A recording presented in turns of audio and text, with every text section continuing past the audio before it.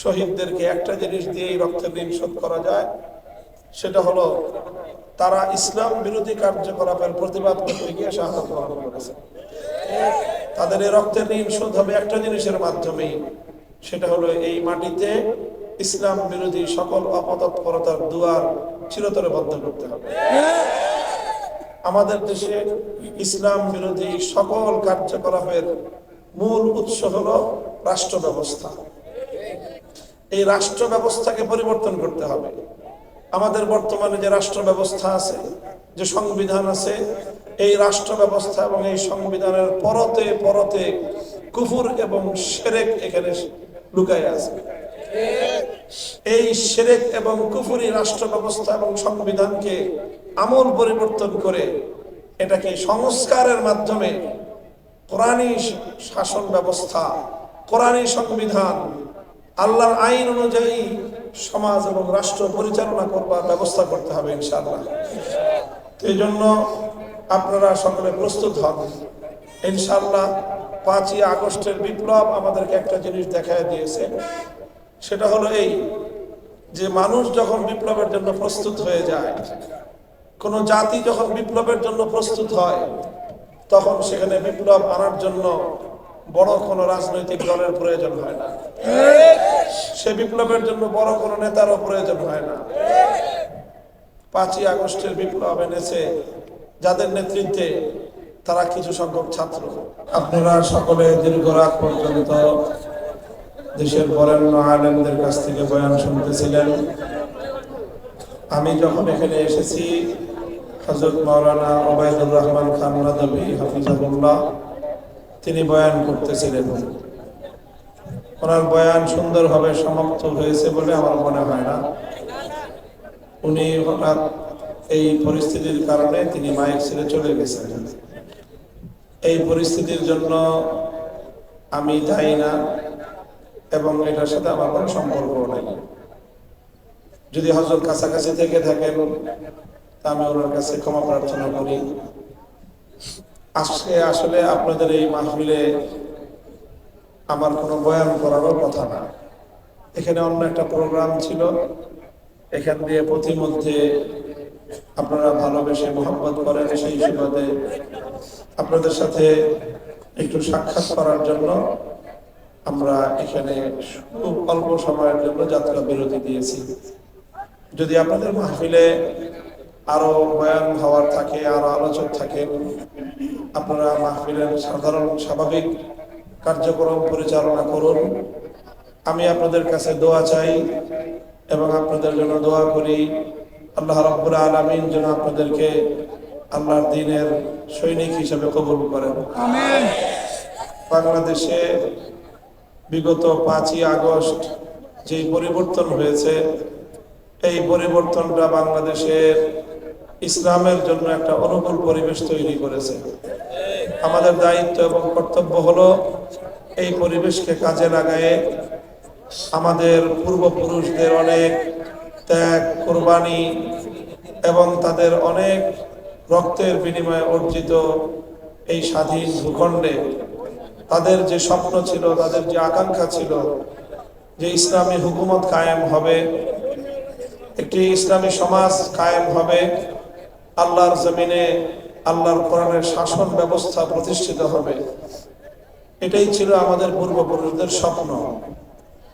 আমরা তাদের পরবর্তী প্রজন্ম, আমরা তাদের সন্তান, আমাদের উপরে আরো বড় দায়িত্ব এসে গেছে যে এখন আমরা এই মাটিতে আল্লাহর দ্বীনকে বিজয়ী করবার জন্য সম্মিলিতভাবে আমরা কাজ করবো ইনশাআল্লাহ।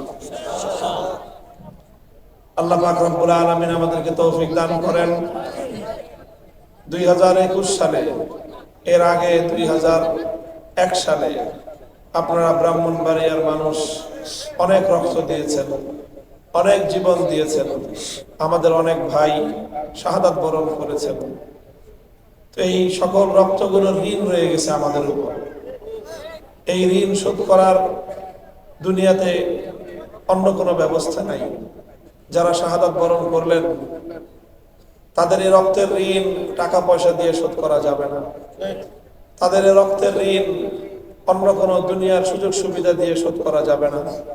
শহীদদের পরিবারে হয়তো আপনি কিছু আর্থিক সহযোগিতা করতে পারবেন, শহীদদের পরিবারে হয়তো আপনি সান্ত্বনা দিতে পারবেন, কিন্তু যারা শাহাদাত বরণ করলো, এই রক্ত, এই শহীদকে আপনি কি দিবেন? তো অল্প বয়সের কিছু ছাত্ররা যখন মানুষ তৈরি হয়েছে, যখন মানুষ ঐক্যবদ্ধ হয়েছে, তাদেরকে সুন্দরভাবে নেতৃত্ব দিয়ে তারা বিপ্লব এনে দিয়েছে।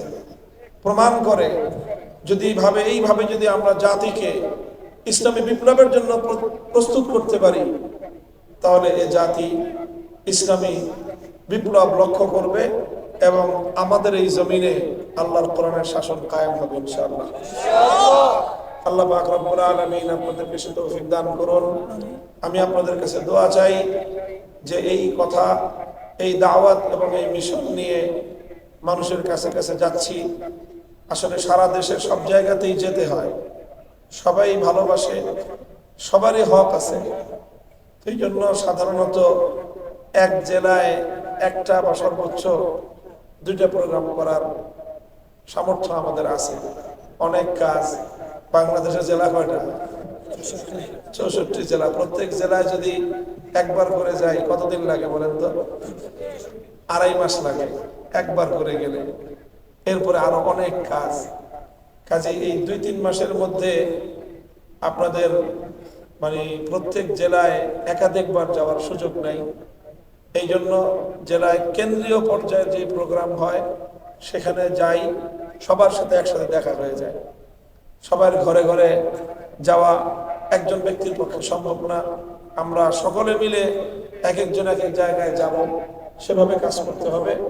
আপনাদের কাছে দোয়া চাই, আল্লাহ রাব্বুল আলামিন যেন ইখলাসের সাথে আল্লাহর সন্তুষ্টির পথে আমাদেরকে কাজ করার তৌফিক দান করেন। আমি আপনাদের জন্য দোয়া করি, আল্লাহ আপনাদেরকে তার দ্বীনের জন্য কবুল করেন। ওয়া আখিরু দাওয়ানা আলহামদুলিল্লাহি রাব্বিল আলামিন। সুবহানাল্লাহি ওয়া বিহামদিহি, সুবহানাকাল্লাহুম্মা ওয়া বিহামদিকা আশহাদু আল লা ইলাহা ইল্লা আনতা আস্তাগফিরুকা ওয়া আতুবু ইলাইক। আসসালামু আলাইকুম ওয়া রাহমাতুল্লাহ। সুবহানাল্লাহি ওয়া বিহামদিহি, সুবহানাল্লাহিল আযীম। اللهم صل على محمد وعلى آل محمد كما صليت على إبراهيم وعلى آل إبراهيم إنك حميد مجيد. يا حي يا قيوم برحمتك نستغيث أصلح لنا شأننا كله ولا تكلنا إلى أنفسنا طرفة عين. اللهم إنا نسألك فعل الخيرات وترك المنكرات وحب المساكين. اللهم طهر قلوبنا من النفاق وأعمالنا من الرياء وألسنتنا من الكذب وأعيننا من الخيانة فإنك تعلم خائنة الأعين وما تخفي الصدور. আয় আল্লাহ ইলাহুল আলামিন রব্বুল আলামিন, আপনার বান্দারা আপনার ভালোবাসায়, আপনার দ্বীনের মুহাব্বতে রাত গভীর পর্যন্ত আল্লাহ এখানে তারা অপেক্ষমান ছিল। আয় আল্লাহ, আমরা তাদেরকে কিছু বলতে পারি নাই, সান্ত্বনার কথাও বলতে পারি নাই। আয় আল্লাহ, আপনি আপনার এই সকল বান্দাদেরকে আপনার পক্ষ থেকে উত্তম বিনিময় দান করুন।